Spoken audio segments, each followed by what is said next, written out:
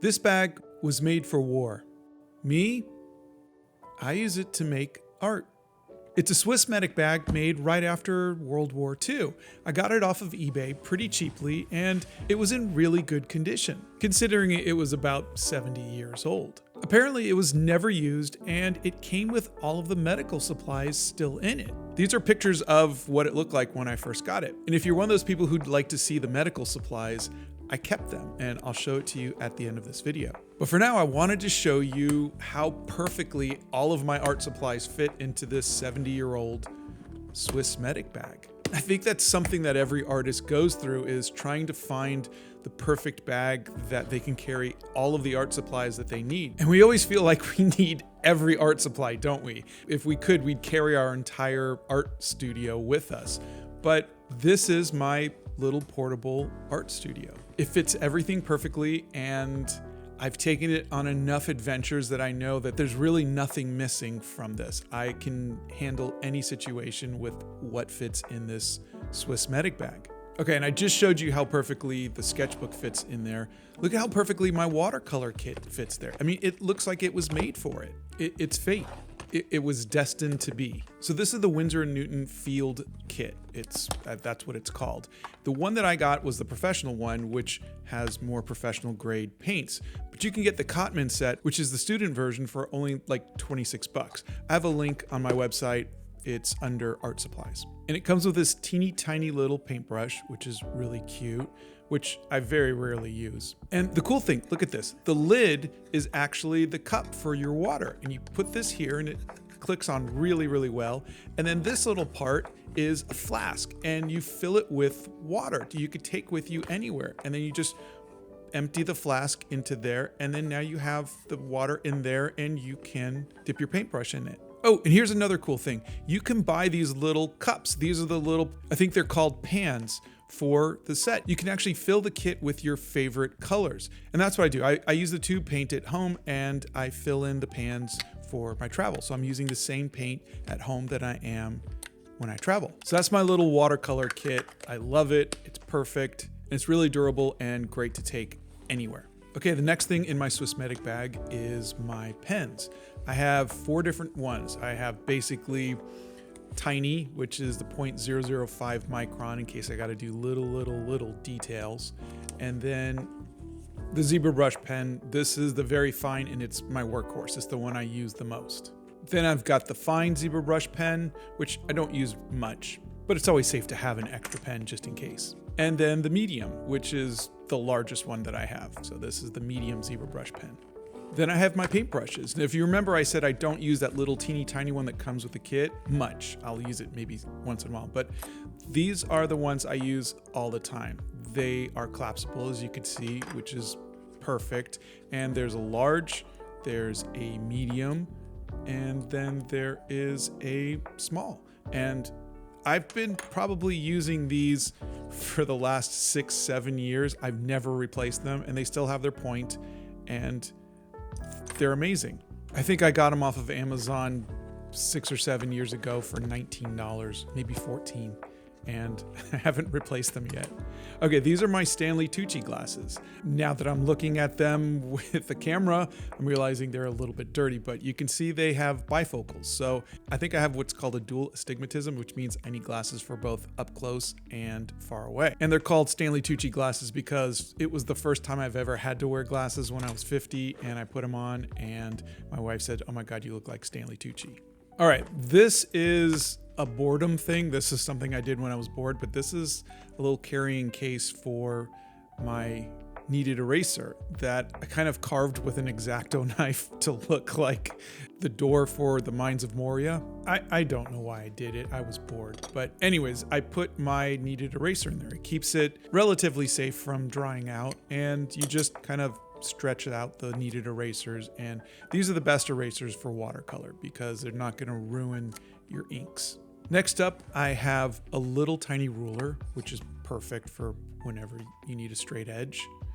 And I have a Uniball Signo because it's always good to have a little bit of pop of white whenever you need it.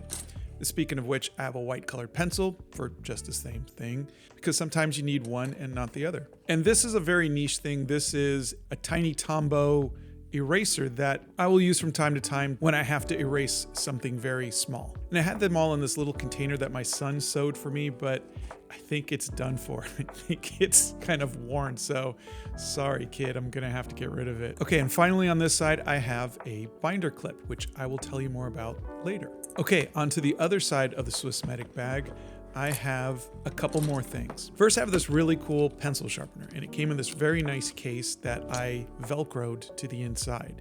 And that's my pencil sharpener, see? And why do I have a pencil sharpener? Well, because I have a pencil. This is the pencil I use. It's a 4H, I think, 4H or 6H. But the harder lead pencil, no, it's 4H. But the harder lead pencil is easier to erase. And because I have a travel journal, I need to do the journaling part, which is this pen. I like this little pen. It works really well for me, and it makes my handwriting not so ugly. And then I have another Tombow eraser. This one is more of a wider eraser. If you look, you can see it's wider. So it kind of works like those Magic Rub erasers, which I really liked from Prismacolor. It kind of has that feeling. Okay, and the last thing in my Swissmatic bag is a coin that I got in Spain. Look at that. I use it sometimes to make a little circle, but really it's kind of just become like a little good luck travel companion. It's also kind of neat to have something that's almost 150 years old in your bag too. So that's my Swissmatic bag and all of the art supplies I carry inside the Swissmatic bag. But then there's the pochade box. This is what's called a pochade box, and it's essentially a portable easel, and it's the size of my sketchbook. It's 6 by 8 inches essentially, and I love it. It's such a great, it's like bringing your own drawing table with you. And the pochade box needs a tripod to sit on, and so I got this one, which is from the same company, Ugo or Ugo. Anyways, it's super portable and super stable, and I love it. Let me show you how it works. You can see how small it is, and it folds open like this, which is really great because I could fit this in my backpack really easily, and then it just kind of expands, which is amazing because when it's at its smallest, it's kind of like, you know, those smart water bottles, those really big smart water bottles you can get at the airport that are like, I don't know, half a gallon, it seems. It's about that size at its smallest, and then it can go up to like 6 feet.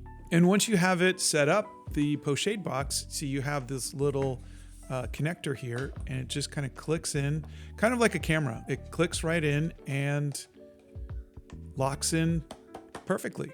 And it's really stable. You can lean on it and everything, and it's adjustable. You can angle it any way you want to. Really cool. So everything is on magnets, which makes it really easy, and it's very sturdy, you can see, and this has an adjustable little easel thing that clamps onto your sketchbook, which is really cool. So you just lift it up here and it just kind of locks onto it, which I really like. And then you just paint. And you can add add-ons to the pochade box. I got this little side cart that you can put your paintbrushes on. And again, everything is magnets, and it's super light and really durable. And so I put my watercolor palette here on the main part, and then I put my paintbrushes over on the little side part. And remember the binder clip? I use it to hold my sketchbook pages from getting blown in the wind. This has actually happened to me a lot. And that's the thing, you need to go out and experience sketching out in the wild so you know what you need and what you don't.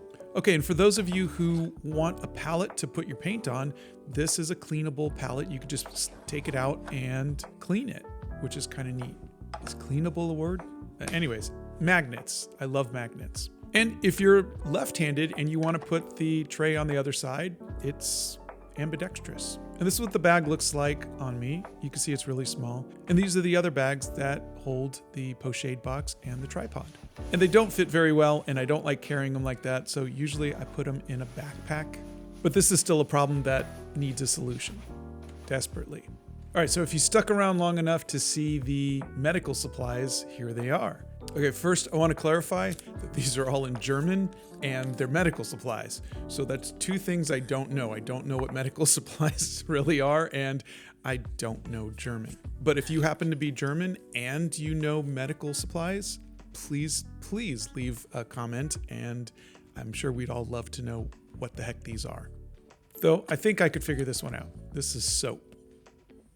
Yeah, it's soap. 70-year-old soap, but it's soap. I think a lot of it is some sort of gauze or something like that. I think it's mostly just bandages and stuff to hold the bandages on. I hope they didn't have to safety pin it on people. That's kind of painful.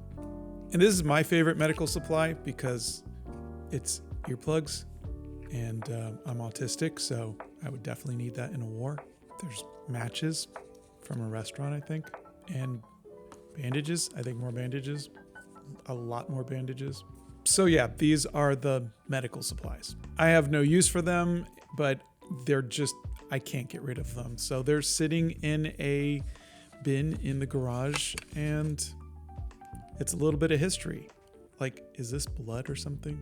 I don't know. But anyways, yeah, so it sits in a bin, and I like using my Swiss Medic bag. Oh, I did notice that they have a pencil, but no pencil sharpener.